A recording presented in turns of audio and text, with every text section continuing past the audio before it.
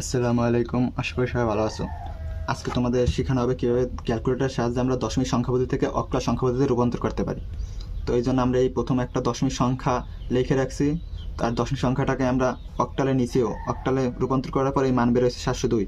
তো এখন এইটা আমরা ক্যালকুলেটরের সাহায্যে করবো। তো এই জন্য আমাদের প্রথমে করতে হবে এই যে মুড অপশনে ডাবল ক্লিক করতে হবে।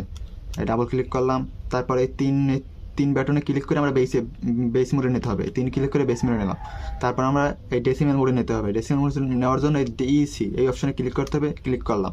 তারপর আমাদের এই দশমিক সংখ্যাটা লিখতে হবে, এই যে দশমিক সংখ্যাটা 450 450 এটা লিখলাম। তারপর এই সমান চিহ্নতে এই সমান বাটনে ক্লিক করলাম। করার পর এখন হচ্ছে আমাদের, যেহেতু আমরা অক্টাল নিতে আছি এই জন্য এই অক্টাল অপশনে এই দেওয়া আছে ওসিটি, এইখানে ক্লিক করতে হবে। ক্লিক করলাম, এই অক্টাল মান বের হয়ে গেল 702। এখানেও 702 বের হয়েছে, এখানেও 702।